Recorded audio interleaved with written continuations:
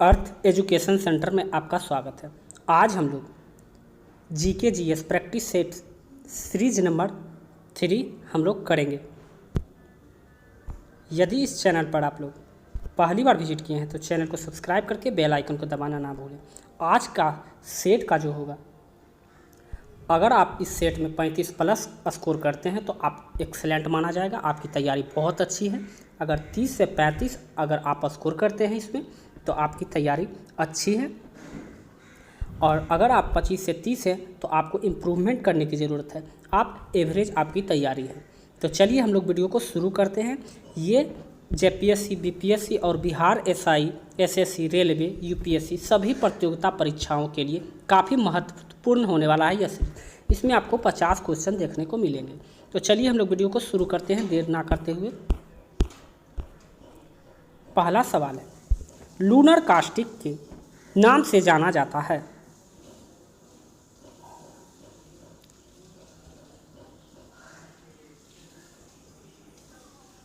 इसका सही आंसर होगा सिल्वर नाइट्रेट। लूनर कास्टिक अर्थात AgNO3 के नाम से जाना जाता है। इसका उपयोग मतदाता के समय मतदाताओं के उंगली पर जो निशान लगाया जाता है वो AgNO3 से ही लगाया जाता है। AgNO3 का ही, सिल्वर नाइट्रेट का ही उपयोग किया जाता है। निम्नलिखित में से सबसे अधिक इलेक्ट्रॉन बंधुता वाला तत्व कौन सा है? इसका सही आंसर होगा, सबसे अधिक इलेक्ट्रॉन बंधुता वाला तत्व जो होगा वो क्लोरीन है। क्लोरीन किसी परमाणु के बाह्यतम कक्षा में इलेक्ट्रॉन जोड़ने पर जितनी ऊर्जा मुक्त होती है उसे उस इलेक्ट्रॉन बंधुता कहते हैं। क्लोरीन की इलेक्ट्रॉन बंधुता सर्वाधिक है, इसलिए इसका सही आंसर होगा ए। अब क्लोरीन का जो होता है इलेक्ट्रॉनिक नंबर आप लोग याद रखिएगा 17 होता है। इलेक्ट्रॉनिक मास की बात करें तो 35.45 होता है। ग्रीनोकाइट किसका अयस्क है? इसका सही आंसर होगा बी, कैडमियम। इस तरह के सवाल भी अक्सर एग्जाम में पूछ लिए जाते हैं। कैडमियम वाला एकमात्र खनिज ग्रीनोकाइट्स है। यह कैडमियम ज़्यादा यूएसए और बोल्विया, ग्वाटेमाला में पाया जाता है। कैडमियम उपयोग रिचार्जेबल निकेल कैडमियम बैटरी के रूप में किया जाता है, और कैडमियम का जो होता है ज़्यादातर यूएसए और बोल्विया में पाया जाता है। याद रखिएगा आप लोग। गन मेटल में मिश्र धातु के अवयव हैं। मिश्रण से भी साइंस में जो है मिश्रण से भी सवाल पूछ लिए जाते हैं। गन मेटल में मिश्र धातु के अवयव हैं। इसका सही आंसर हो जाएगा तांबा, जिंक और टीन। ये इससे मिलकर गन धातु का निर्माण होता है। जिंक, तांबा, जिंक, टीन गन मेटल मिश्र धातु का अवयव है। तांबा, जिंक और निकेल जर्मन सिल्वर से एवं तांबा, जिंक और लोहा डेल्टा मेटल के अवयव हैं। शरद विषुव की स्थिति कब होती है? तो इसका सही आंसर हो जाएगा डी, 23 सितंबर को। यहाँ पूछा गया है शरद विषुव की स्थिति कब होती है? तो 23 सितंबर को होती है। क्योंकि 23 सितंबर को क्या होती है, सूर्य की जो 21 मार्च और 23 सितंबर को विषुवत रेखा पर सूर्य की किरण जो होती है वो लंबवत पड़ती है। इसलिए क्या होता है, दिन और रात्रि की अवधि जो होती है बराबर होती है। दिन और रात्रि की अवधि बराबर रहने पर ऋतु की समानता के कारण इसे विषुव या रात दिन, सम रात या दिन कहते हैं। 21 मार्च को बसंत विषुव स्थिति एवं 23 सितंबर को जो होती है शरद विषुव होती है, क्योंकि सूर्य की किरणें तिरछी पड़ती है। सूर्य की किरणें क्या होती है, तिरछी पड़ती है, इसलिए सूर्य का प्रकाश कम पड़ता है, इसलिए शरद विषुव कहा गया है। निम्नलिखित में से कौन सी जल संधि अंडमान सागर एवं दक्षिण चीन सागर को जोड़ती है?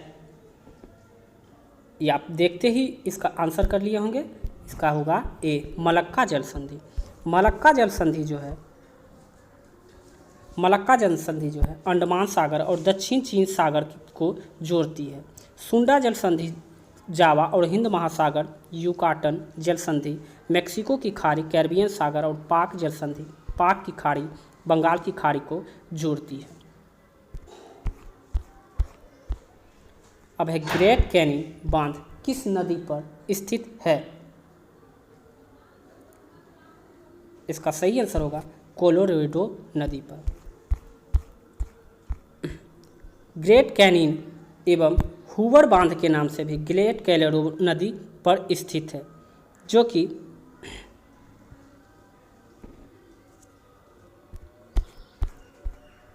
निम्नलिखित में से कौन सा एक प्रशांत महासागर की ठंडी जलधारा नहीं है? अगर बात की जाए पेरुवियन, कैलिफोर्निया और क्यूराइल जलधारा, ये सभी गर्म जलधारा है, जबकि अलास्का की धारा जो होती है वो ठंड जलधारा है, ठंड जलधारा नहीं है, सॉरी, ये गर्म जलधारा है, जबकि ये सभी क्या है? ठंड जलधारा है। आइए इसको डिटेल्स में हम लोग देखते हैं। अब यहाँ जैसा कि आपको फिगर में दिख रहा होगा, जो रेड कलर में यहाँ पर जो दिख रहा है वो सभी क्या है? गर्म जलधारा है, और जो वाइट कलर में है ये है ठंडी जलधारा है। तो अलास्का की धारा जो होती है, अलास्का की जो जलधारा है वो क्या है? गर्म जलधारा है। अब यहाँ कुछ डिटेल्स देख लीजिए। आयोसीबो धारा, हुम्बाल्ट अथवा पेरुवियन धारा, कैलिफोर्निया धारा, क्यूराइल एवं ओखाटास्क धारा प्रशांत सागर की ठंडी जलधारा है। एल नीनो धारा, अलास्का धारा, सुसीमा धारा, क्यूरोसिवो जलधारा, पूर्वी ऑस्ट्रेलिया धारा या न्यू साउथ वेल्स धारा प्रशांत महासागर की गर्म जलधाराएं हैं। भारतीय मानक समय रेखा निम्न में से किस राज्य से होकर गुजरती है? इसका सही आंसर होगा ए, उड़ीसा। आप लोगों को पता होगा कि भारत में जो मानक समय की बात की जा रही है वो 5 राज्यों से होकर गुजरती है, जो कि 82.30 पूर्वी देशांतर रेखा को भारतीय मानक समय रेखा माना जाता है। यह मानक समय उत्तर प्रदेश, मध्य प्रदेश, छत्तीसगढ़, उड़ीसा और आंध्र प्रदेश से होकर गुजरती है। यहाँ आप लोग देख सकते हैं 82.5 डिग्री ईस्ट पूर्वी देशांतर रेखा को ही मानक रेखा कहा जाता है, और ये 5 राज्यों की सीमा से होकर गुजरती है। भारत मुख्य भूमि में सबसे दक्षिणतम बिंदु क्या है? इसका सही आंसर, अगर आप लोगों ने चुने हैं इंदिरा पॉइंट, तो आपका गलत जवाब है। इसका सही आंसर होगा केप ऑफ कैमोरियन। भारत की मुख्य भूमि की दक्षिणतम बिंदु जो है केप ऑफ कैमोरियन है। आइए अब इसका हम दिखाते हैं आपको मैप के जरिए कि ये आंसर क्यों हुआ। अगर बात किया जाए भारत की दक्षिणतम बिंदु, तो इंदिरा पॉइंट जो है अंडमान निकोबार के पास अवस्थित है, दक्षिणतम सबसे। लेकिन यहाँ जो सवाल पूछा है मुख्य भूमि की सबसे दक्षिणतम बिंदु, तो मुख्य भूमि की दक्षिणतम बिंदु जो होती है, ये जो दक्षिणतम बिंदु है यहाँ पर जो है ये केप ऑफ कैमोरियन रेखा है। ये केप ऑफ कैमोरियन रेखा जो है दक्षिणतम बिंदु है, जो कन्याकुमारी और तमिलनाडु में स्थित है। इंदिरा पॉइंट जो होता है भारत की मुख्य भूमि से दूर है, ये अंडमान निकोबार के समूह के में स्थित है। इसलिए अगर मुख्य भूमि की सबसे दक्षिणतम पूछ लिया जाए तो इसका सही आंसर केप ऑफ कैमोरियन ही होगा। अब है निम्नलिखित में से किस देश के साथ पश्चिम बंगाल राज्य की सीमा नहीं लगती है? सबसे पहले पश्चिम बंगाल की जैसे ही नाम आए उसका मैप आप लोगों को याद रहना, दिमाग में आना चाहिए। तो पश्चिम बंगाल की सीमा की बात करें तो भूटान, नेपाल, बांग्लादेश, ये सभी देश जो है पश्चिम बंगाल की सीमा से लगती है, जबकि म्यांमार जो है पश्चिम बंगाल की सीमा से नहीं लगती। इसका सही आंसर हो जाएगा बी हो जाएगा। आइए हम मैप के द्वारा आप समझते हैं। यह पश्चिम बंगाल की मैप को देख लीजिए। पश्चिम बंगाल की सीमा 3 देशों से लगती है। इधर देख लीजिए, नेपाल है, भूटान है, और इधर देखिए बांग्लादेश है। पश्चिम बंगाल की सीमा जो है 3 देशों से लगती है और आप मैप में देख सकते हैं। ध्वनि का तारतम्य जो है निर्भर करता है उसके, इसका सही आंसर होगा बी, आवृत्ति पर। ध्वनि का तारतम्य जो होगा आवृत्ति पर निर्भर करता है। अब तारतम्य अर्थात पिच, ध्वनि का वह गुण जिसके आधार पर कोई ध्वनि पतली तथा मोटी समझी जाती है। पतली ध्वनि का तारतम्य जो होगा सर्वाधिक होगा और मोटी ध्वनि का तारतम्य जो होगा वो क्या होगा, कम होगा। तारतम्य पर आवृत्ति निर्भर करती है। ध्वनि की जो तारतम्य कम होगा तो उस पर निर्भर करता है। वाहनों में साइड मिरर के रूप में निम्न में से क्या दर्पण में प्रयोग किया जाता है? इसका सही आंसर होगा उत्तल दर्पण। आप लोगों को पता होगा साइड मिरर में जो है उत्तर दर्पण में क्या होता है, कोई भी बड़ा प्रतिबिंब छोटा दिखाई देता है, इसलिए आसानी से उसे देखने के लिए उत्तल दर्पण का साइड मिरर में प्रयोग करते हैं। जबकि नाई के सैलून में हम लोग क्या करते हैं, अवतल दर्पण का प्रयोग होता है। यहाँ आप लोग देख सकते हैं छोटे मिरर में बड़े आकार का आसानी से बड़े वस्तुओं को देख सकते हैं। कॉन्वेक्स मिरर जिसको हम लोग उत्तल दर्पण करते हैं और कॉनकेव मिरर में छोटी वस्तु को बड़ा दिखाने के लिए अवतल दर्पण का इस्तेमाल किया जाता है। जैसे डेंटल क्लिनिक में हम लोग करते हैं दांत रोग के इलाज के लिए, सैलून में। अब है प्राथमिक इंद्रधनुष में कौन सा रंग अंदर की ओर होता है?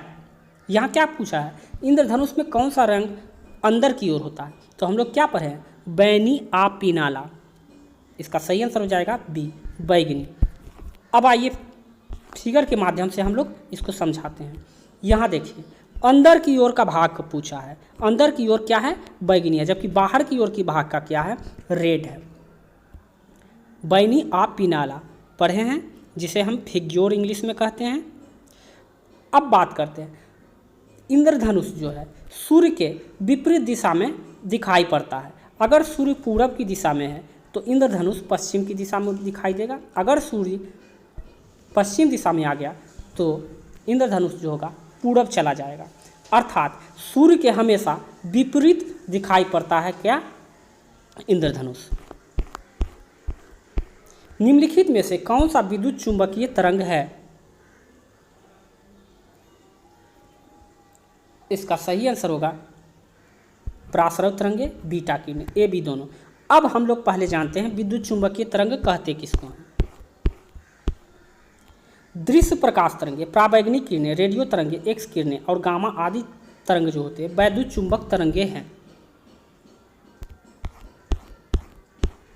दृश्य विकिरण की खोज किस वैज्ञानिक ने की थी? खोजकर्ता से इससे भी अक्सर सवाल पूछ लिए जाते हैं, तो ऐसे सवाल भी आप लोगों को याद रहने चाहिए। तो इसका सही आंसर होगा न्यूटन के द्वारा। अब दृश्य प्रकाश है क्या, ये हम लोग समझते हैं। अब दृश्य प्रकाश जो है, दृश्य विकिरण की खोज न्यूटन के द्वारा किया गया था। दृश्य विकिरण को तरंगदैर्घ्य का जो एंगस्ट्रोम होता है 3900 एंगस्ट्रोम से 7800 एंगस्ट्रोम के बीच होता है, ये आप लोग याद रखिएगा। अब संविधान के अनुच्छेद 1 के अंतर्गत यूनियन ऑफ स्टेट में निम्न में से कौन से सम्मिलित हैं? केवल राज्य, केंद्र शासित प्रदेश, राज्य और केंद्र शासित प्रदेश और संपूर्ण भारतीय क्षेत्र। तो इसका सही आंसर हो जाएगा केवल राज्य। क्या हम लोग पढ़ें, अनुच्छेद 1 की जैसे ही बात हो तो राज्यों का संघ की बात की है, ना कि केंद्र शासित प्रदेश होगा। इसमें केवल राज्य की चर्चा की गई है। भारत एक राज्यों का संघ है।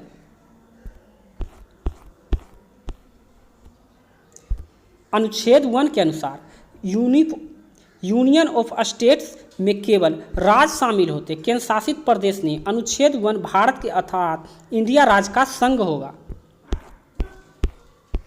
संविधान के किस भाग को भारत का मैग्ना कार्टा की संज्ञा दी गई है? भारतीय संविधान में आप लोग पढ़े होंगे, ये सवाल अक्सर मिल जाता है कि भारत का मैग्ना कार्टा की संज्ञा किसे दी गई है।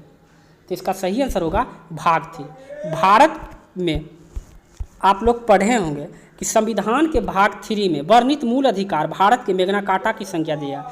मौलिक अधिकार का उल्लंघन देश के सीधे अनुच्छेद 32 के अंतर्गत सर्वोच्च न्यायालय में इन्हें लागू करवानी कर सकता है, जबकि अधिकारों की स्थिति व्यक्ति अनुच्छेद 226 के अंतर्गत उच्च न्यायालय में की जा सकती है। अब अनुच्छेद 3 के भारत अगर बात करें मौलिक अधिकार की, तो मौलिक अधिकार का वर्णन जो है आप लोग अनुच्छेद 12 से 35 के बीच में किया गया है।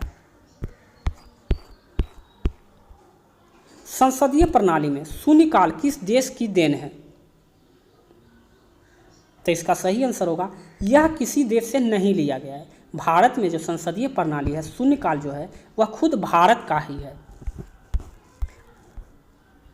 अब हम लोग पहले ये जानते हैं शून्यकाल किसको कहते हैं। शून्यकाल जो होता है संसद के सूचना के सदस्य बिना सूचना के मामले को उठा सकता है। शून्यकाल प्रश्नकाल के तुरंत बाद शुरू होता है। अब शून्यकाल का जो अवधि होता है 11 बजे से लेकर 12 बजे के बीच होता है, और जबकि 12 से 1 का जो समय होता है वो प्रश्नकाल का होता है। संसदीय प्रक्रिया में यह भारत की देन है जो वर्ष 1962 में जारी की गई थी। निम्न में से किस वर्ष भारत के राष्ट्रीय आपातकाल लागू नहीं हुआ है? अब बात करें भारतीय आपातकाल। अब इसके माध्यम से हम लोग आपातकाल कितने प्रकार के होते हैं ये भी जानेंगे। भारत में आपातकाल 3 प्रकार से लगाई जाती है: राष्ट्रीय आपातकाल, वित्तीय आपातकाल और राष्ट्रपति शासन। अब बात करते हैं भारत में जो आपातकाल लागू किया गया था वो 1962, 1975 और 1971 में, लेकिन 1965 में आपातकाल लागू नहीं किया गया था, इसलिए इसका आंसर हो जाएगा ए। 1965 में भारत पाकिस्तान का युद्ध हुआ था।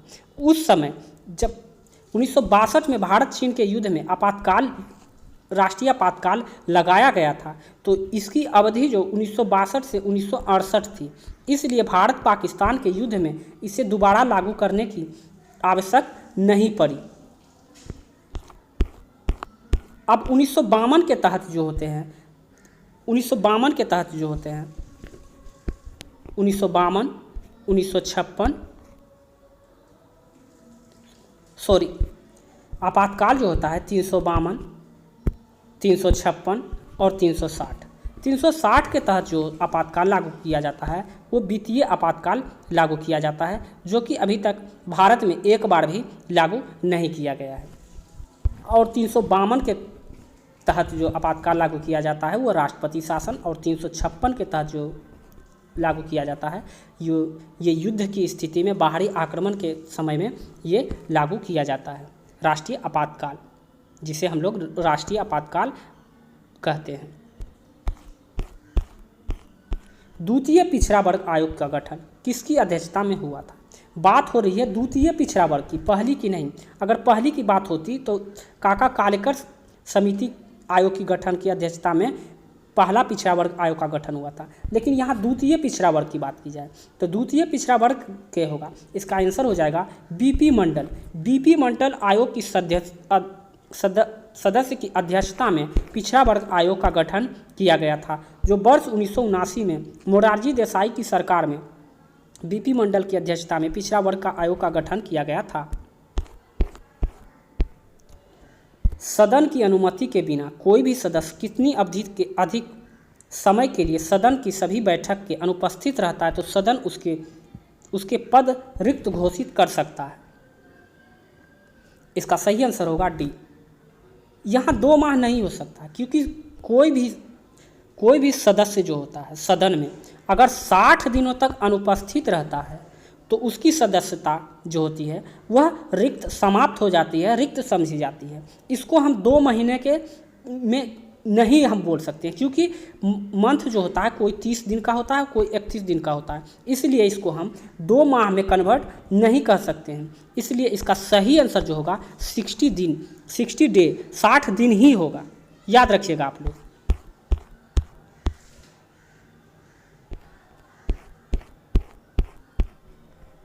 अब है न्यूनतम समर्थन मूल्य एमएसपी। अभी ये बहुत ही चर्चा में रहा। एमएसपी की अवधारणा किस समिति द्वारा दी गई थी? इसका सही आंसर होगा डी, लक्ष्मीकांत झा समिति। लक्ष्मीकांत झा समिति जो है एमएसपी की अवधारणा समिति इसके द्वारा दी गई थी। अब है न्यूनतम समर्थन मूल्य अवधारणा, लक्ष्मीकांत झा समिति ने दी थी। न्यूनतम समर्थन मूल्य की घोषणा सरकार द्वारा कृषि लागत एवं मूल्य आयोग की संतुष्टि पर वर्ष में 2 बार रबी और खरीफ के फसलों पर की जाती है। भारत में पहली बार जेंडर बजट कब पेश किया गया? अब बात करते हैं हम लोग जेंडर बजट की। जेंडर बजट होता क्या है? तो जेंडर बजट पुरुष और महिलाओं का जो कितने पुरुष और कितने महिलाओं की तुलना में कितना परसेंट है, ये होता है जेंडर बजट। तो सबसे पहली बार भारत में अगर जेंडर बजट पेश किया गया था तो वो 2005 और 2006 के अवधि में किया गया था। महिलाओं के खिलाफ होने वाले भेदभाव को समाप्त करने के लिए, लैंगिक समानता को बढ़ावा देने के लिए वर्ष 2005-06 में भारत सरकार द्वारा वित्तीय बजट जेंडर बजट प्रस्तुत किया गया था।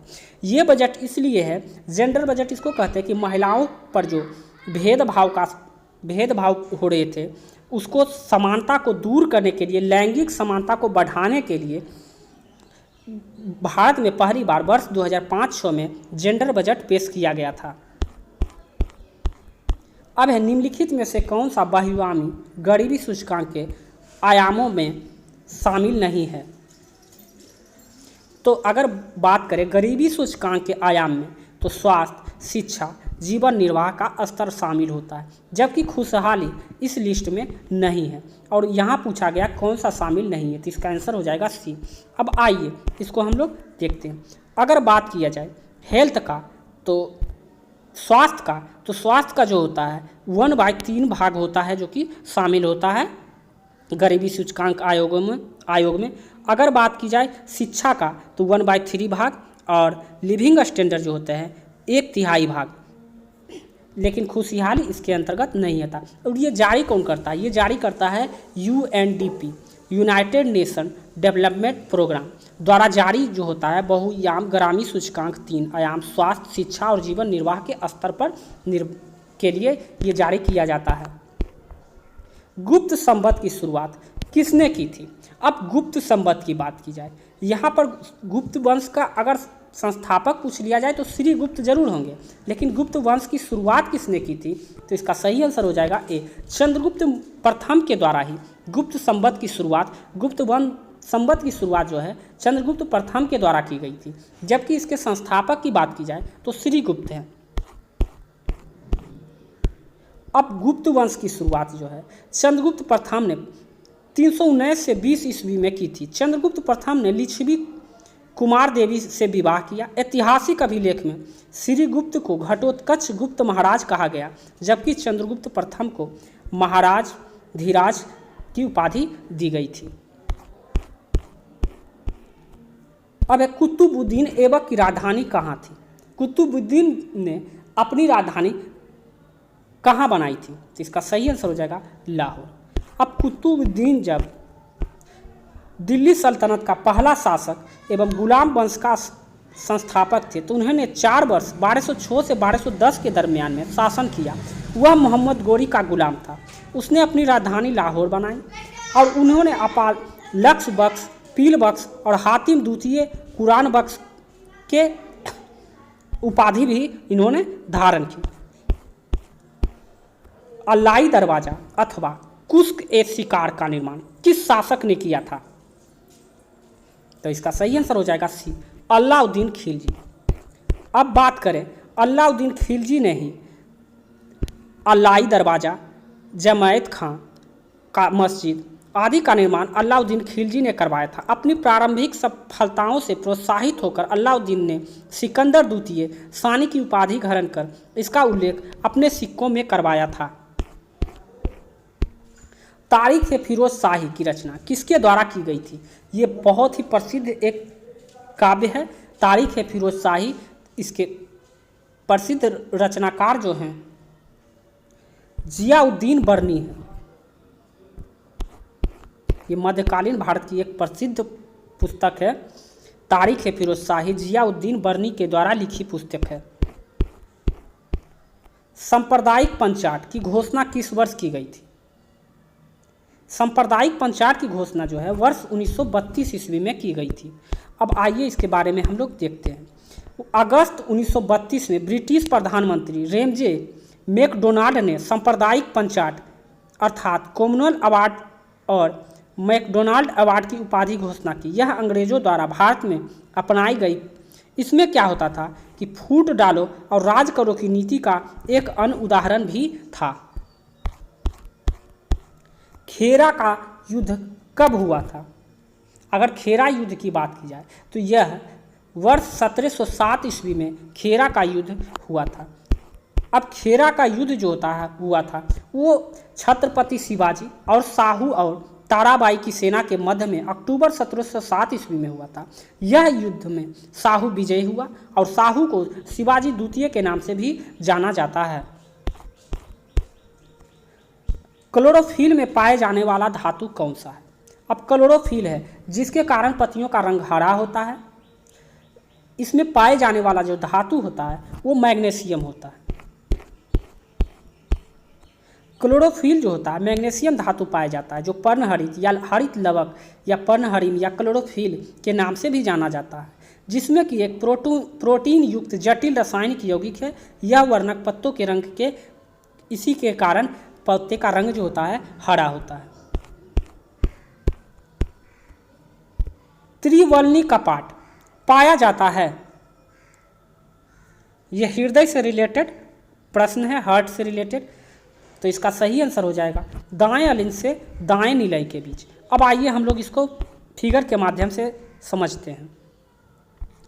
ये देखिए हार्ट का तस्वीर है और इसको ध्यान से देखिए। यहाँ पर बायां निलय और बायां अलिंद और बायां निलय है, जबकि अगर बात की जाए त्रिपली कपाट की तो त्रिपली कपाट जो होता है यह दायां अलिंद और दायां निलय में ही पाया जाता है। मस्तिष्क का कौन सा भाग शरीर के संतुलन बनाए रखता है एवं ऐच्छिक पेशियों के संकुचन पर नियंत्रण रखता है? तो मस्तिष्क के दो भाग होते हैं, एक होता है सेरेब्रम और दूसरा होता है सेरेबलम। सेरेब्रम जो होता है मस्तिष्क का सबसे बड़ा भाग होता है, जबकि मस्तिष्क का सबसे छोटा भाग जो होता है सेरेबलम होता है। और मस्तिष्क का कौन सा भाग शरीर के संतुलन बनाए रखता है? तो वो है सेरेबलम। छोटा भाग जो मस्तिष्क का होता है वो शरीर के संतुलन बनाए रखता है।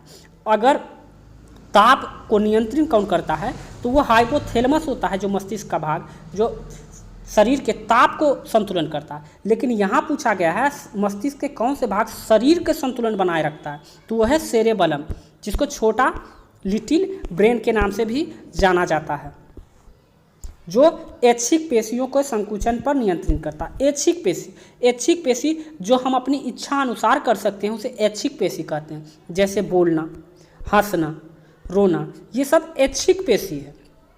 और अनैच्छिक पेशी ऐसी क्रिया जिस पर हम नहीं चाहते हुए भी वो, जैसे दिल का धड़कना, सांस लेना, ये सभी क्या है? अनैच्छिक ऐच्छिक क्रिया है। अब है पैराडॉक्सिन निम्न में से किस विटामिन का रासायनिक नाम है? तो यहाँ से भी अक्सर सवाल पूछ लिए जाते हैं, तो इसका सही आंसर होगा सी, विटामिन B6 को ही पैराडॉक्सिन के नाम से रासायनिक नाम जो है पैराडॉक्सिन है। इसकी कमी से इनेमिया और त्वचा रोग होता है। सैन जोस निम्न में से किस देश की राजधानी है? ये एक छोटा सा साउथ अमेरिका का देश है, जो कि इसका राजधानी जो होगा कोस्टा रिका, जो कि आप लोग फिगर में देख सकते हैं कोस्टा रिका को। कोस्टा रिका की राजधानी है सैन जोस, जो है कोस्टा रिका की राजधानी है। प्यूर्टो रिको, होंडुरास एवं जमाइका की राजधानी क्रमशः सैन जुआन जो है, तोगासिगल्पा की एवं किंगस्टन है। कभी कभी छोटे देश की राजधानियां भी पूछ लिया जाता है। राष्ट्रीय वनस्पति अनुसंधान संस्थान कहाँ स्थित है? इसका सही आंसर हो जाएगा लखनऊ में। यहाँ पूछा गया है वनस्पति अनुसंधान संस्थान पूछा गया, जो कि लखनऊ में है। राष्ट्रीय वनस्पति अनुसंधान संस्थान जो कि लखनऊ में है। केंद्र वन अनुसंधान की बात की जाए तो ये देहरादून में है, जो कि किसीर आप लोग पढ़े होंगे, national botanical research institute of Lucknow. विश्व मौसम विज्ञान संगठन का मुख्यालय कहाँ स्थित है? इसका सही आंसर होगा ए, जनेवा में। जनेवा में जो है विश्व मौसम विज्ञान संगठन का मुख्यालय जनेवा स्विट्जरलैंड में है। इसकी स्थापना वर्ष 1950 में की गई थी। निम्नलिखित में से कौन अवध का अंतिम नवाब था? इसका सही आंसर होगा वाजिद अली शाह। वाजिद अली शाह जो थे अवध के अंतिम मुगल बादशाह थे।